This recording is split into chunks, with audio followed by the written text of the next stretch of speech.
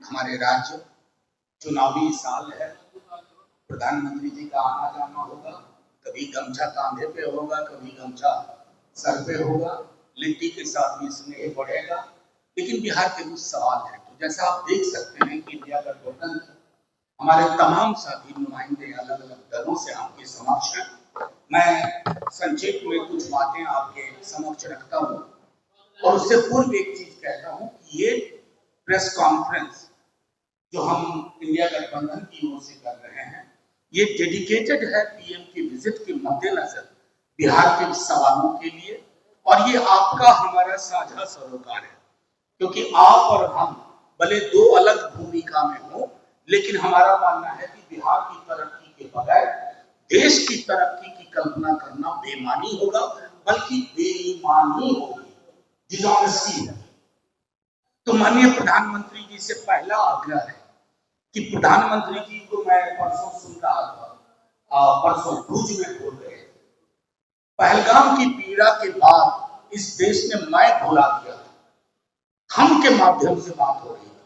जो हम बिहारियों का भाव होता है, एक औसत बिहारी कभी मैं नहीं बोलता, हम बोलता है।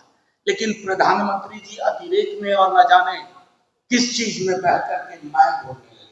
उनसे आग्रह होगा, मैं नहीं साहब, हमको हम रहने दीजिए। पीड़ा में हम थे, सफलता में हम थे, संघर्ष में हम थे, मैं नहीं, हम। तो उसको वो रहने दें, ये आग्रह होगा। दूसरा माननीय प्रधानमंत्री जी से आग्रह है, प्रश्न की शक्ल में नहीं, गुजारिश की शक्ल में। प्रधानमंत्री जी विशेष राज्य का दर्जा बिहार खैरात में नहीं मांग रहा है। बिहार के नक्शे को देखिए, औपनिवेशिक शासन काल से हमारी अवस्थिति को देखिए, विशेष राज्य के दर्जे के बगैर बिहार की जो समावेशी विकास की कल्पना हम करना चाहते हैं वो नहीं हो पाता। आप कहते हैं, आपके लोग कहते हैं कि नहीं, अब नए फाइनेंस कमीशन के हिसाब से ये नहीं हो सकता, इसे मूर्ख बना रहे हैं। ये एग्जीक्यूटिव डिसीजन था और एक एग्जीक्यूटिव डिसीजन से पैरामीटर बदले जा सकते हैं। अगर बिहार के साथ ईमानदारी से आपको खड़ा होना है, उम्मीद है आप इस पर बात करेंगे। तीसरी चीज, माननीय प्रधानमंत्री जी, महागठबंधन जब तेजस्वी जी के नेतृत्व में सरकार में शामिल था तो जातिगत सर्वेक्षण हुआ, उसके आधार पर आरक्षण का दायरा बढ़ा। प्रॉक्सी तरीके से किसने कहा कोर्ट में क्या अवरोध उत्पन्न किए, सब आपके हाथ में है प्रधानमंत्री जी। इसको 9वीं अनुसूची में डालिए और जो बढ़े हुए आरक्षण का दायरा है उसको विवाद से बचाइए। रिलक्टेंटली ही सही, डगमगाते हुए सही, आज आप रास्ते पे आए। ऑपरेशन सिंदूर से पूर्व आपने कहा कि जातिगत जनगणना होगी। नेता प्रतिपक्ष बार बार कह रहे हैं, तेजस्वी जी हम अलर्ट मोड पे हैं, टाइमलाइन बताइए, क्योंकि बहुत सारी चीजें इससे जुड़ी हुई है। विमेन रिजर्वेशन जुड़ा है, रिजर्वेशन विद इन रिजर्वेशन जुड़ा है, सेंसस के साथ डिलिमिटेशन है, और डिलिमिटेशन के बाद आनुपातिक प्रतिनिधित्व बढ़ने की बात है, आरक्षण का दायरा बढ़ने की बात है, और निजी क्षेत्रों में आरक्षण की बात है। तो ये सारी चीजें, मेरा मानना है कि प्रधानमंत्री जी बिहार आए तो रिटॉरिक से आगे बढ़ करके आपको आगे बढ़ना होगा। बिहार को ईर्ष्या किसी राज्य से नहीं है, बिहार को पीड़ा है। बिहार गुजरात की तरह बनना चाहता है आर्थिक रूप से, हालांकि बहुत सारी मसले। बिहार की तरक्की के लिए प्रधानमंत्री जी को वही नजर चाहिए जिस नजर से गुजरात को आज तक एड्रेस किया गया है। ये नहीं होगा प्रधानमंत्री जी कि निवेश गुजरात में, पूंजी गुजरात में, और श्रम शक्ति जनसाधारण से श्रमिक जाए बिहार से, तमाम आपदा को झेले। प्रधानमंत्री जी बिहार इस साइकिल को बदलना चाहता है, इसको दुरुस्त करना चाहता है। और हाँ, आज जब प्रधानमंत्री जी आप रोड शो से निकलेंगे तो संभवतः जो मुझे जानकारी है उसी सड़क से निकलेंगे जहां गोलियां लहराई गई।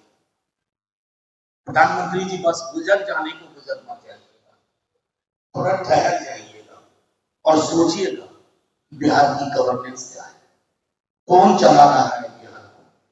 बिहार ना ऑटो पायलट मोड में है ना पायलट, और टर्बुलेंस बहुत है।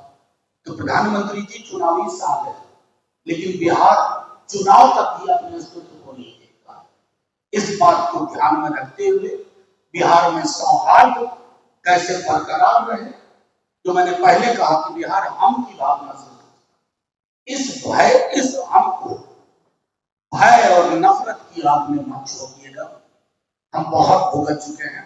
आपसे ये आग्रह होगा, अब मैं आग्रह करूंगा हमारे कांग्रेस के साथी राजेश जी से, सब लोग संक्षेप में अपनी अपनी बात करें। तो आदरणीय मनोज हमसे संपर्क करते हैं।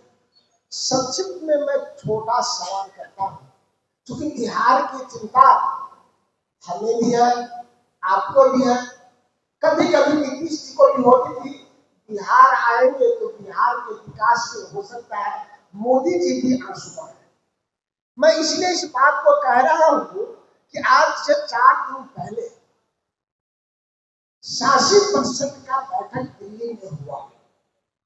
उससे पहले बिहार सरकार की ओर से बिहार सरकार के मंत्री ने नीति आयोग को पत्र लिखा कि बिहार केंद्रीय योजना में बिहार का अंशदान मात्र 10% रखा जाए, 90% केंद्र सरकार दे। क्योंकि पहले भी 75% से लेकर 90% तक अंशदान भारत सरकार देती थी, लेकिन वर्तमान सरकार ने 60-40 कर दिया है। अब कई योजनाओं में तो 50-50 कर दिया है, जिसके कारण 21 विभाग जो भारत सरकार से सीधा संबंध रखता है उसका कार्य अधूरा है।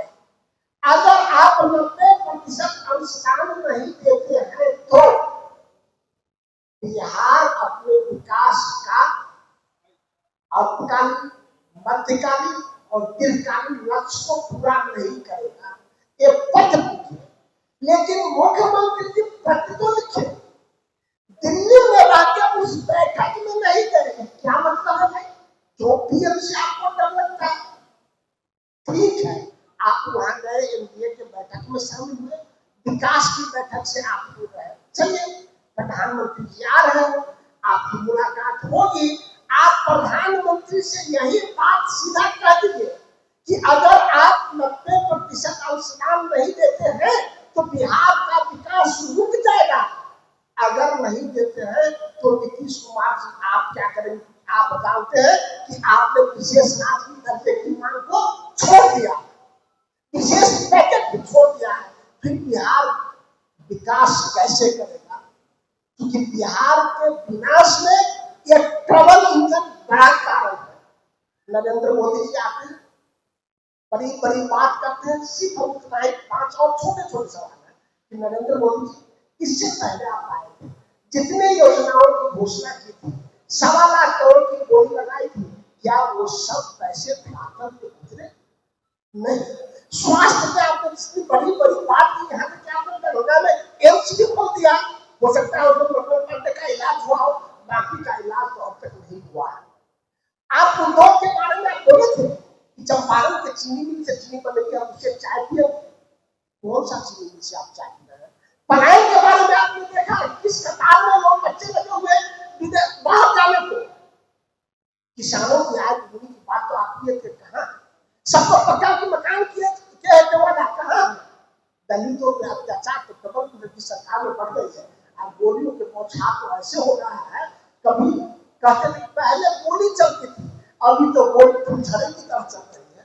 नीतीश कुमार जी कहते थे अरे रात में कौन निकलता था, पहले कौन निकलता था कि रात में, ठीक कह रहे हो कि रात में तो छोटा निकलता था, लेकिन उनके रात में पटना के हाथ बोर्डिंग रोड चौराहा, डाक बंगला, बेली रोड जिसको हम जवाहर नेहरू रोड कहते हैं, वहां ततरा के गोली एक ही महीना लगातार चलता है। उसी पे आज प्रधानमंत्री जी आएंगे, नीतीश कुमार जी आपसे आग्रह करते हैं उनकी सुरक्षा का ख्याल आप रखेंगे।